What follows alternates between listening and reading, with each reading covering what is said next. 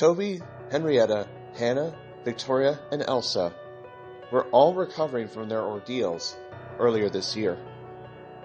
However, the other engines could see they felt sorry. They couldn't explain what happened. Toby couldn't explain what happened either. One moment, they were on the same line as Thomas, and the next, as I passed them, they just vanished, only to be seen at Marin, while Hannah was jolted a few miles back down the line.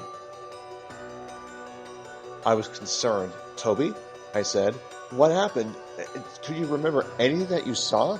Toby just looked at me very sadly. Well, I remember seeing this engine, and it had a coach and a coach. Then I realized something. You didn't see Afton. Everyone was shocked when I said that name. Gordon was the most surprised. That's a name I haven't heard in years. Last I saw Afton, he was being rude to the coaches. And the fact that then Sir Topham had arrived. And what is all this? He bellowed. I'm sorry, sir, I said. I was just saying to Toby about Afton, and Afton was a very rude engine. The fact director, or my father in this case, put him in his place. He was sent to the shed for a while, and then... But then Sir Topham had paused. It is best, said Sir Topham Hatt, I allow the story to be told from a different perspective. And then everyone will understand what I am talking about. And so, this was the story of the Wandering Coach.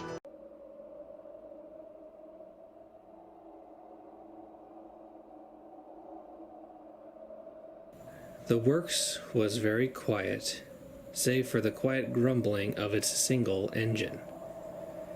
Sir Handel was sulking. Ever since Skarloey had gone away to be mended, he and Peter Sam were doing all of the work. He'd been asked to take a passenger train and had grumbled dreadfully all the way. These coaches, they were not like the coaches from his old railway, not the ones he was used to. To him, they were simply cattle trucks with their single axle and wheel. Real coaches, he would say, had bogies, and this railway had none. They'd grumbled and shrieked all the way up the line. At the top station, he'd left his train at the platform to get a drink from the water column. When he backed down to couple up to his coaches, his driver hadn't noticed a crate that had slipped off the porter's trolley and fallen on the line. The coaches had noticed, but they didn't say anything. They were cross with Sir Handel and wanted to pay him out. He'd hit the crate and managed to lever himself off the rails. He smashed into the station platform, damaging his rear wheels. Now he was in the works, alone and frustrated. Those blasted cattle trucks! I'll be sure to teach them a jolly good lesson when I next see them. Maybe the Thing Controller will get some real coaches for a change. They are real coaches, even if they don't look like it. The voice made Sir Handel jump. He looked over to the standard gauge line next to him. A big, red tender engine, pushing a single coach, was backing down into the sidings. But this engine didn't have a number on its tender, just the letters LNWR. The coach had 2 axles, was painted cream and white with yellow lining like the express coaches. As the engine came alongside, it looked down at Sir Handel. Both engine and coach were covered in grime and dirt. To see an impressive red engine with a coach looking this shabby, it was honestly shocking, since it was known that the NWR took care of its engines. Why not this one? The engine spoke again. Coaches come in many shapes and sizes, my dear engine. You wouldn't like me calling you a toy, would you? No! Sir Handel said, gathering his courage. Because I'm not a toy! But you are too small to be an engine such as me. So by your logic, you must not be a real engine. Sir Handel was getting annoyed. I am a real engine! I pulled the express trains on my old line, but those cattle trucks, Coaches. the engine corrected. they let me have an accident. That's why I'm here in the works now. It's all their fault. Sir Handel grunted. The engine sighed loudly. It sounded like it was finding the smaller engine infuriating to listen to. Be happy that is the worst you've gotten from a coach. Coaches are to be respected, only bumped when they themselves misbehave and are awkward during passenger runs. Mistreat your coaches without cause, and they will mistreat you. Rubbish. Oh, then I guess no one has ever told you. The engine said, a cold smirk forming on his face. Told me what? Oh, nothing. Just something I've heard. And it's too late for stories. You wouldn't. Yes, I would. What was I supposed to be told? The big engine grinned a little wider, steam hissing quietly from his pistons. Despite this engine's red paint, Sir Handel felt it should have been painted blue from the cold feeling he was getting from this engine. I suppose I could tell you a story that no one ever really talks about on this railway. Not that I'm surprised. It's a bit of a mystery, but if you insist, then I'll tell you. And so, the engine began.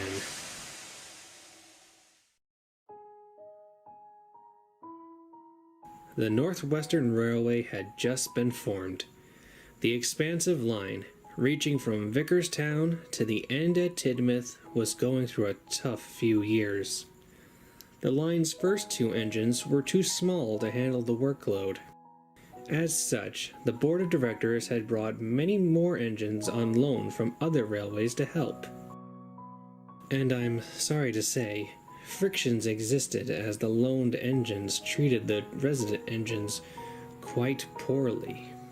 Oi you, take me coaches and up to it, Hop to it yourself. I'm getting this train ready. Thomas scoffed. Typical little shunter, no sense of duty. Late again! I thought you were supposed to be an express engine. Another engine wheeshed as Edward clanked into the station. Don't blame me. It was a faulty signal. Edward huffed, out of breath. Of course, it's always something else. You wouldn't have this kind of mess on the GER if the board of directors had any sense of progress. They'd allow head office to oversee everything. Another engine was a large Clawton from the LNWR. This engine had glistening red paint with black side plates. This engine, named Afton, was more picky about the kinds of coaches he was given. He saw all the old single-axle Victorian rolling stock as relics.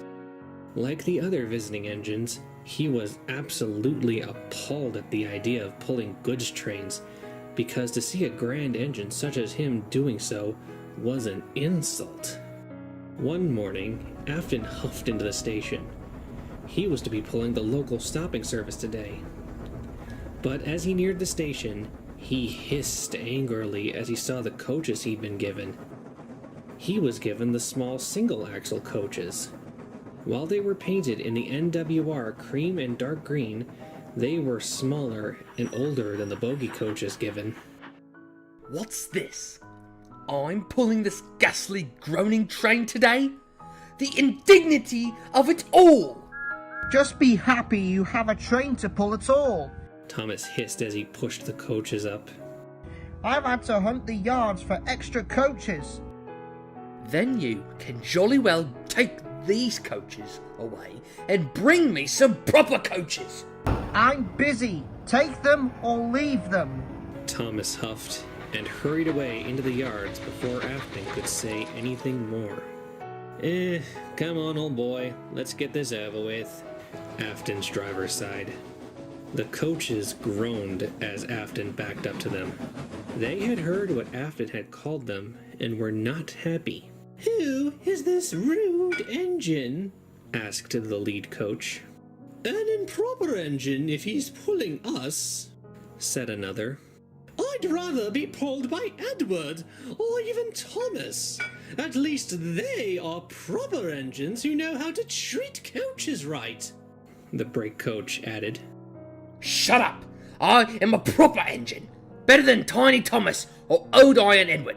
Now come along! The guard's whistle blew and Afton huffed out of the station in a rage. His face was almost as red as his paint. As Afton raced down the line, the old coaches groaned and creaked.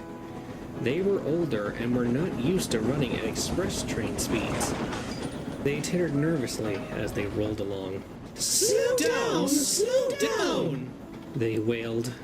Shut up! Shut up! Afton barked back. Just then, the brakes on the train came on.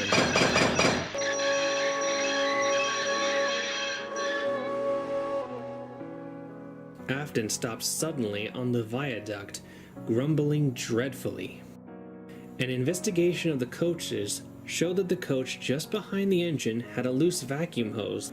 While the crew set about fixing the problem, Afton fumed angrily. He thought the coaches were doing that on purpose, making him late. Eventually, the brakes came off and the train puffed away.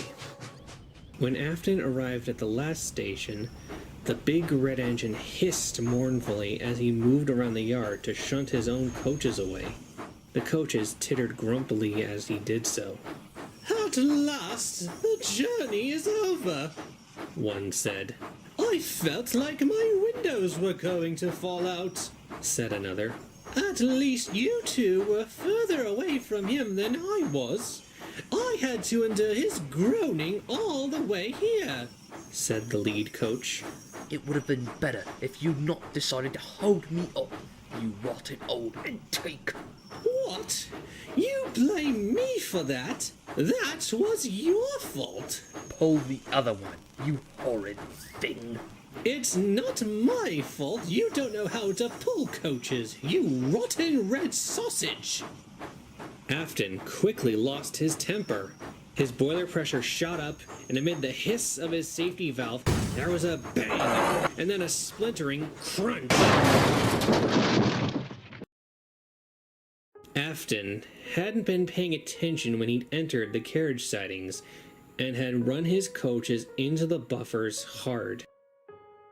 The buffers were bent and broken, but they were not the most damaged. That honor belonged to the coach behind Afton's tender. It was squashed between him and the second coach, crushed into a pile of splintered wood and bent metal. The other coaches shrieked in horror at the fate of their sister. Afton just sniffed indignantly. This is what you get for being weak, old antiques. If you only been proper coaches, this wouldn't have happened. The directors were not happy with Afton's carelessness. One of them, a man named Topham Hatt, spoke the most severely. "If you were our engine, I'd send you away." Afton just sniffed. He didn't care at all.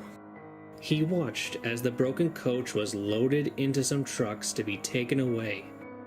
The other coaches were silent during the whole process. After a while, Afton just smirked and backed away to the sheds to rest. Afton's driver was assigned to another engine to learn how to properly handle coaches, and Afton himself was shut up in the shed for a few weeks before the directors allowed him to pull trains again. The other visiting engines were the only ones to show any sympathy for his careless handling. During his stay in the shed, a new train was offered by the Northwestern Railway. It was a late-night train that offered an express run to Tidmouth, called the Midnight Special. The bigger tender engines enjoyed the job immensely. The idea of a non-stop run from one end of the island to the other under the stars made them feel very important. Soon it was Afton's turn to pull the midnight special. About time I had a named train of my own to pull, and with proper coaches, and no less. The only thing better would be the express, he said loudly. The other engines just groaned. They ignored the big red engine's boasting until he left the shed. Afton puffed into the station, bubbling with excitement as he coupled up to the lead coach.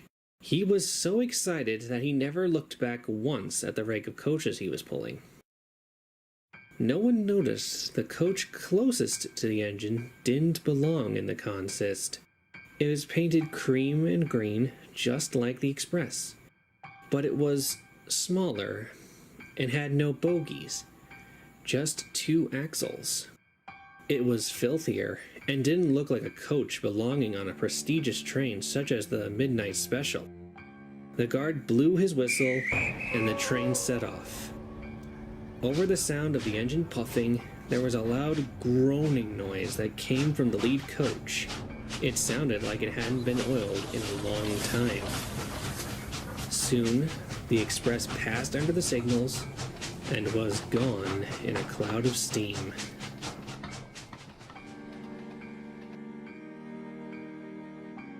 A phone rang in the signal box at Kelsthorpe Road. When the signalman answered it, it was a call from the signalman at Kildane. He wanted to know if the Midnight Special had passed through to check that the system was still operating.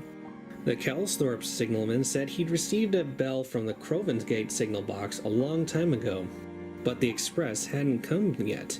He checked his watch. The Express was running half an hour behind. Just before the signalman could hang up the phone to call Crovansgate to send a work train to check the line, there was a knock at his door. He opened it to see the Midnight Special's guard standing there, panting heavily. Have you seen our engine? He asked. What engine? No engine has passed by my box for over an hour. The guard then went pale.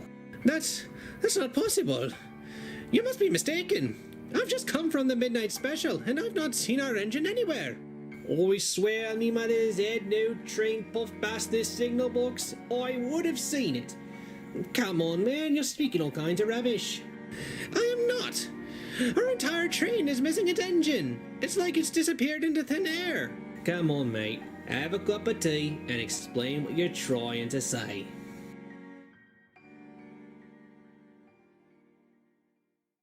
A works train was soon dispatched from Crovansgate.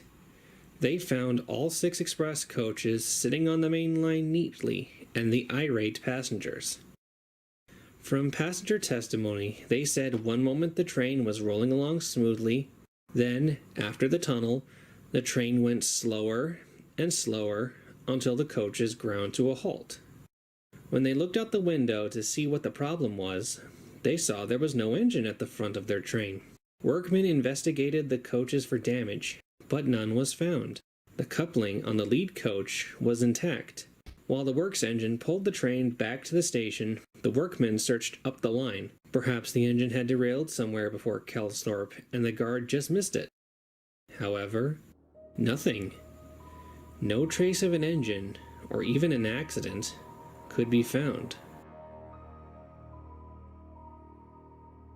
The engine crew was found the next morning, asleep on a bench at Crovansgate by a cleaner making the rounds before the first service of the day. When asked how they got there, they had no memory of what happened after their engine entered the tunnel. Just that, one minute they were entering the tunnel, and the next they were waking up on the platform. A massive search was held to look for the engine, but nothing could be found.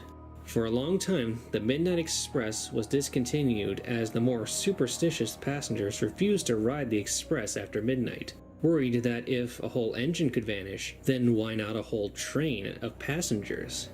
The mystery deepened when many of the passengers expressed concern for the people who might have gotten in the first coach. The investigators noted that all the coaches were still on the train, but the passengers were insistent that a coach was missing from the express, a small coach just behind the engine. Station staff, porters, and the engine crew of the shunder who assembled the train were just as adamant that they had gathered the rake of 6 express coaches, no more, no less. After extensive investigations, Relief was brought to the passengers to hear that everyone who'd bought a ticket for the Midnight Express was accounted for. But the mystery remained. What happened to the engine and the alleged coach? How could an engine's crew wake up at a station with no memory of how they'd gotten there? To this day, the file remains in the Vickerstown police files as unsolved.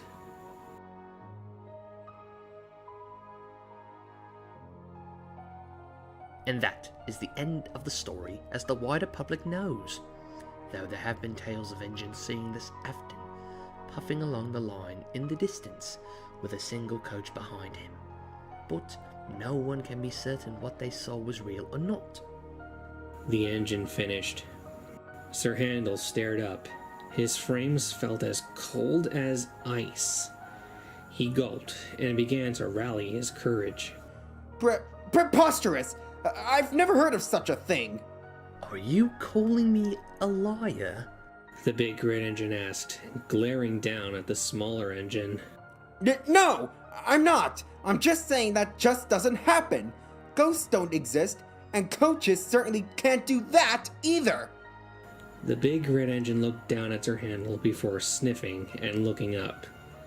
Even without the engine looking down, his voice still made Sir Handel shudder. Deny it all you want, little engine, but heed my warning. Even something as humble as a coach does not take kindly to be mistreated. They have their ways of getting even, and a simple matter such as death won't offer protection from retribution. Whatever, big engine. Anyways, it's late and... I have a name, you know, you impudent little blue bug. Oh, and what is that then? Afton. Suddenly, the coach creaked loudly. The red engine, Afton, gave a heavy sigh. I've rested long enough. I must be going. We must keep time, you know. Sir Handel blinked as his own words echoed back at him. The big engine hissed steam and slowly pulled out of the sidings, the coach creaking and groaning as it was dragged behind. Soon it vanished beyond the gloom of the yard lights and was gone. Sir Handel thought about the story for a moment before he sniffed. That engine's talking a lot of nonsense. Before long, he closed his eyes and fell asleep. Sir Handel's repairs didn't take too long, so he was soon back to pulling trains. His first job was to pull a passenger train, because Peter Sam was up taking slate from the quarry. He clanked crossly to the yard and coupled up to the coaches before dragging them to the platform. Gordon was waiting there. What's got your pistons in a fizzle this morning? He asked as Sir Handel hissed mournfully into the station. It's these wretched coaches. They let me have an accident the day before, and then last night, some stupid red engine talks nonsense about taking care of them. James wouldn't know how to take care of coaches, being a mixed traffic engine. Gordon huffed indignantly. James? No, I'm talking about that other red engine. Gordon raised an eyebrow. We only have one red engine. We don't have another red engine. Yes, you do. Afton. Afton? Now that is a name I have not heard in years. Why is that? He worked on our line for a while, even after I came to Sodor. Then one day, he was just gone. People said he just vanished, but I think he was just sent away after he left his coaches on the main line. Good riddance. Now it was Sir Handel's turn to be confused. But I saw him last night. My dear engine, Afton has never been on this island for almost 32 years, let alone been seen since. Just then, the guard's whistle blew, and the big blue engine huffed away, leaving Sir Handel with his thoughts. How could he see an engine that hadn't been on Sodor in so long? Then he remembered the story. A sudden chill ran down his saddle tanks as it all became too clear. It wasn't possible, indeed, to see an engine that hadn't been on Sodor in so long, and in such a shabby condition. Unless it hadn't really been there. The guard's whistle blew, and Sir Handel puffed away with the coaches, without so much as a complaint. Sir Handel has become a more even-tempered engine since then. Though he does still grumble about doing extra work, he has never used the words cattle trucks in the presence of the coaches again. The coaches, for their part, have just left the reason for the change alone. Why ruin a good thing, they say. Though on certain nights, just after midnight, the sound of an engine puffing past with one coach in tow can be heard. A flash of red can be seen, and then in a blink of an eye, the engine is gone into the night. Gone without a trace.